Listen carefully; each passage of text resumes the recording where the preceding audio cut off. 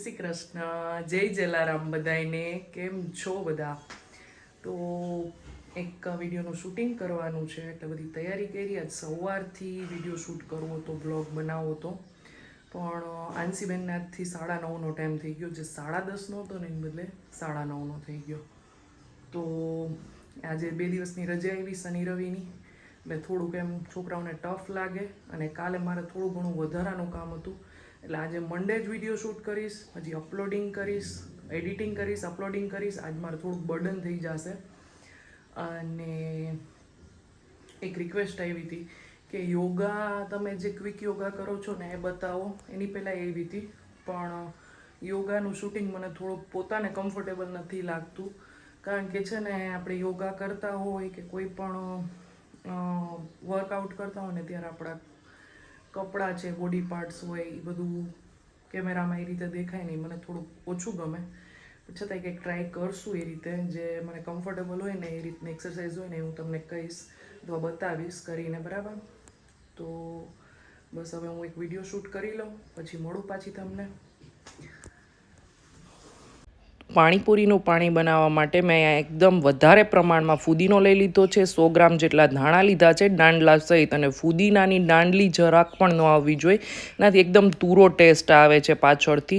આદું અને તીખી મરચી લઈ લીધી છે. બધાની પેસ્ટ બનાવી લેશું ને થોડુંક એવું જ પાણી નાખી અને એને મિક્સરમાં પીસી લેવાની છે. પછી મિક્સર જારમાં સમાણું ને એનાથી પણ થોડુંક ઓછું જ પાણી નાખ્યું છે, કારણ કે બહુ વધારે પાણી નાખી દેશું ને તો ફુદીનાનો ટેસ્ટ નહીં આવે.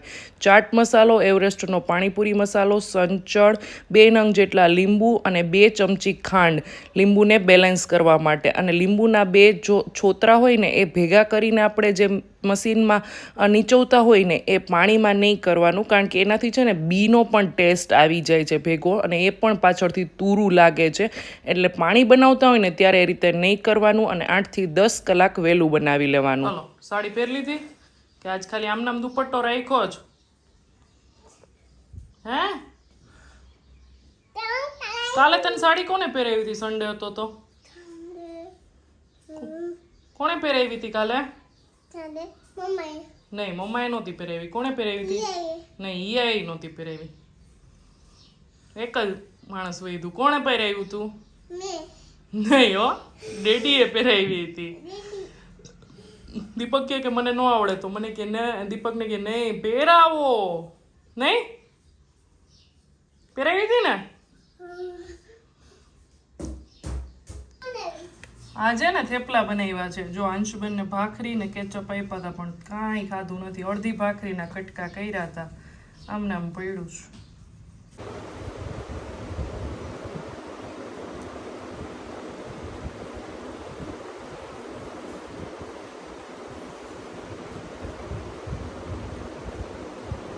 માથે ઉડવાનું જ.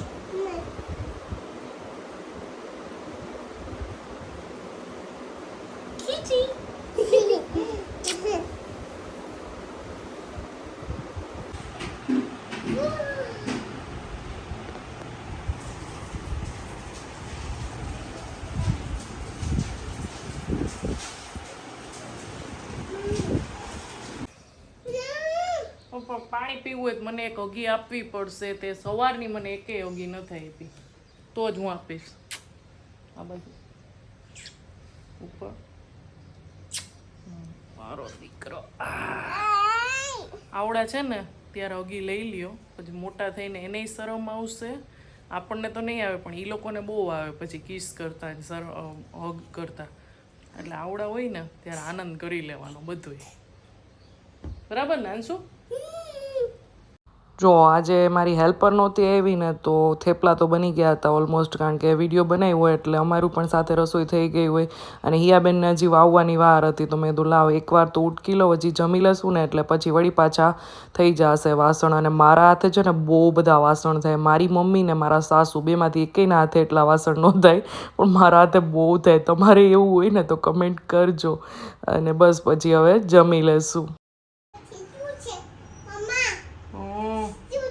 તીખું છે?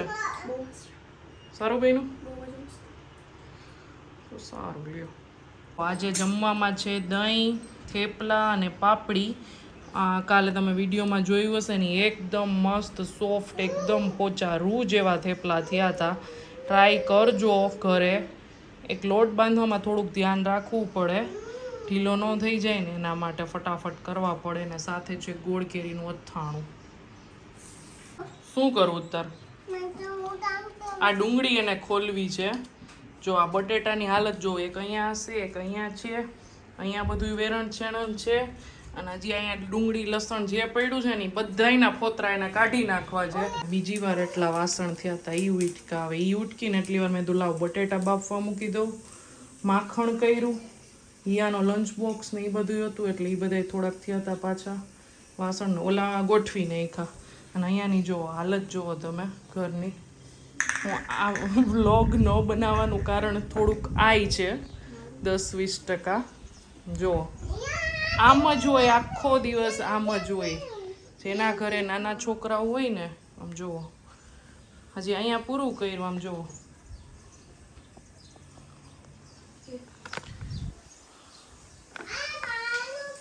સારું છે ભગવાને આપણને રાત આપી છે લેડીઝને. બાકી રાત્રે કરવું એમ તો થાય ખરું, વધારાનું હોય કરી કામ. થાકી જવાય ક્યારેક, બહુ પેલું થાય, હાયલા કરે છે. કાંઈ વાંધો નહીં, હાલો બીજું શું, ફટાફટ કરું લઉં અને પછી બેયને સુવડાવી દઉં.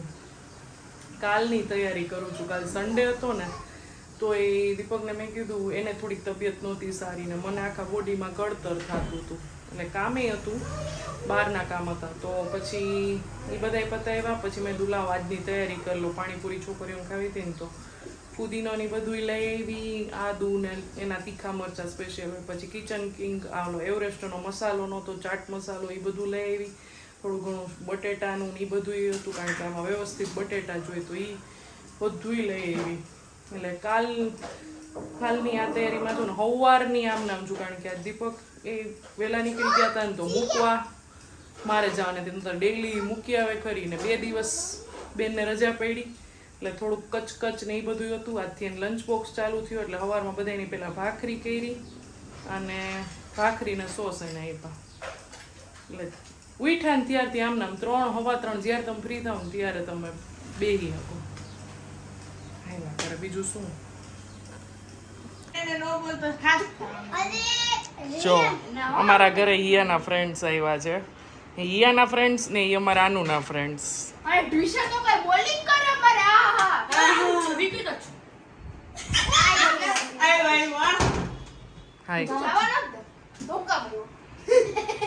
By guys. ટ્વિશન બહુ બેસ્ટ બોલરનું નામ દેવું હોય તો મેં તમે ટ્વિશન નામ દે. 8:30 વાગે અમે જમવા બેસી ગયા હતા. પાણીપુરી હોય ને એટલે મારી 2 દીકરીઓને બહુ વહેલી ભૂખ લાગી જાય. બધાના ઘરે આવવું જોઈએ, આઈ નો.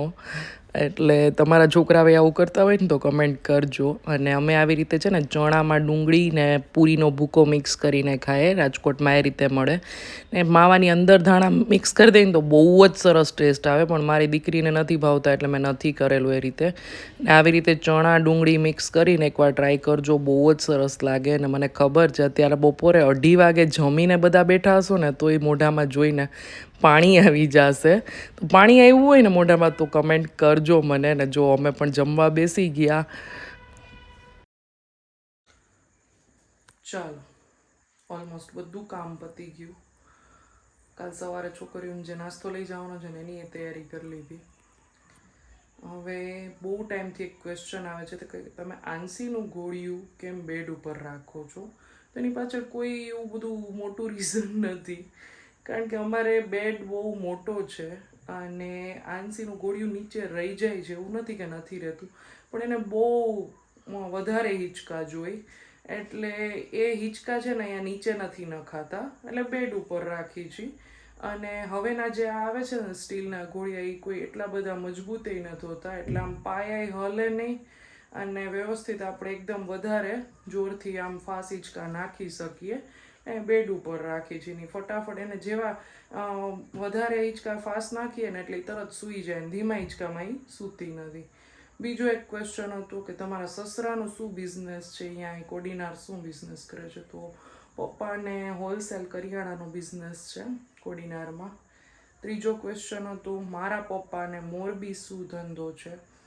તો મારા પપ્પાને અહીંયા રેસ્ટોરન્ટ છે જે સવારમાં નાસ્તો હોય ને પૂરી શાક ગાંઠિયા ખમણ સમોસા એની હોટલ છે. પછી હમણાં એક નવા સબસ્ક્રાઈબર જોઈન્ટ થયા એને કહ્યું હતું કે તમારા હસબન્ડનો શું બિઝનેસ છે. તમારા હસબન્ડને ખેતી ઓજારનું જે હોય ને હાર્ડવેરને લગતું બધું ખેડૂત જે વસ્તુ વાપરતા હોય ને બધી ખેતીમાં તો એનું છે બિઝનેસ બરાબર. તો આ બધા ક્વેશ્ચન હતા કેટલા ટાઈમથી આવતા હતા પણ કે જવાબ આપવાનો રહી જતો હતો.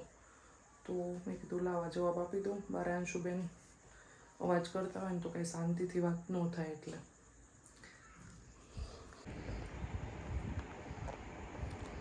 રહેવા દે ને દીકરા, રહેવા દે ને યાર. હા ભૂ ભરી આવી દો પણ એને રહેવા દે ને ટ્રાયપોડ ને યાર પ્લીઝ યાર. તમે યાર સાડી પહેરીને આમ રમતા હોય આખો દી ને આવા તોફાન કરો એ થોડું હાલે કંઈ. શું